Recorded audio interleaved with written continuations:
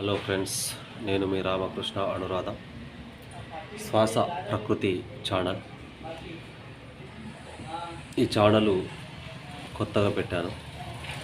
నా వీడియోలు మీకు నచ్చుతాయి అని అనుకుంటున్నాను. నచ్చేటట్టుగానే పెడతాను. మనం ఎంచుకున్నది ఏంటంటే భక్తి ఛానల్, ప్రకృతి, పరమాత్మ ఇలాంటి విషయాల మీద వీడియోలు చేయాలని అనుకున్నా.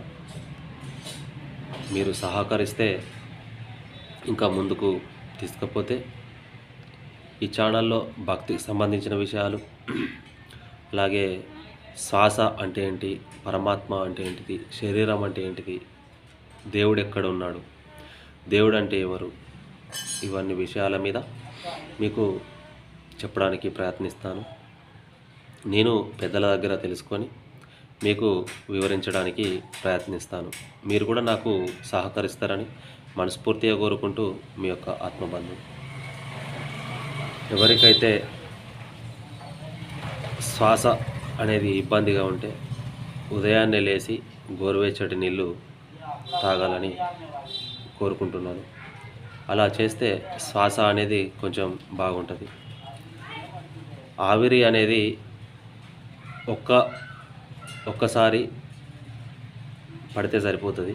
ఎందుకంటే ఆవిరితోటి లోపల కూడా మళ్ళీ ఆవిరి అయి శ్వాస అనేది ఇంకా కొంచెం ఇబ్బందిగా ఉంటుంది.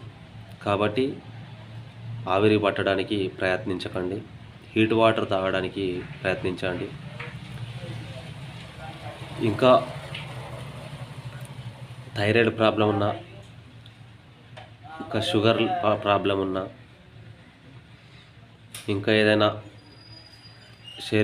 స్కిన్ ప్రాబ్లం ఉన్నా, రక్తంలో ఏదైనా ప్రాబ్లం ఉన్నా, ఇలాంటి ఏవైనా ఉంటే ఒక తమలపాకు, ఒక వెల్లుల్లిపాయ, అల్లం ముక్క, తేనె న్యాచురల్గా దొరికితే ఆ తేనె, ఇప్పుడు మార్ట్లలో కూడా దొరుకుతుంది, ఆ తేనె అయినా పర్లేదు, హనీ. కాబట్టి ఈ మూడిటి తమలపాకు, వెల్లుల్లిపాయ, అల్లం ముక్క, ఒక తేనె, ఇవి వేసుకొని పాన్ మాదిరిగా తిన్నారంటే మీకు థైరాయిడ్ ప్రాబ్లం ఉన్నా, ఏదైనా షుగర్ ప్రాబ్లం ఉన్నా, స్ట్రోక్ ప్రాబ్లం ఉన్నా, బ్లడ్లో ఏమైనా ఇన్ఫెక్షన్ ఉన్నా, ఇలాంటివి పోవడానికి ఆస్కారం ఉంటుంది. ఎందుకంటే వెల్లుల్లిపాయ గురించి మీకు తెలుసు, అల్లం గురించి తెలుసు, మన కూరలో వేసుకుంటాం కంపల్సరీ. తమలపాకు కూడా బ్లడ్ను పలసబడిస్తుంది. కాబట్టి ప్రతిదీ మన ఇంటి ఆవరణంలోనే ఉంటాయి. వంటింట్లోనే అన్ని చిట్కాలు ఉంటాయి. వాటిని పాటించలేక ఆరోగ్యాన్ని ఖరాబ్ చేసుకుంటూ ఉంటాము. ఉదయాన్నే ఎవరైతే గోరువెచ్చటి నీళ్ళు తాగుతారో వారికి పేగుళ్ళల్లో పాకురు అనేది పోతుంది.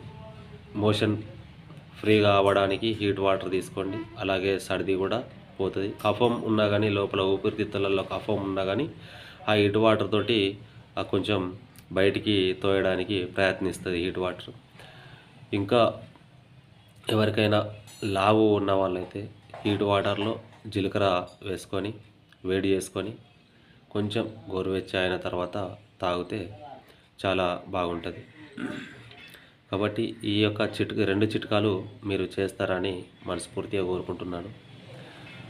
ఇది యూట్యూబ్లో కూడా కొట్టండి, ఉంటుంది. అల్లం వెల్లుల్లిపాయ గురించి, జీలకర్ర వాటర్ గురించి ప్రతి ఒక్కరికి బాగుంటుందని మనస్ఫూర్తిగా కోరుకుంటున్నాను. మీ శ్వాస, మీ ప్రకృతి ఛానల్. నేను మీ రామకృష్ణ.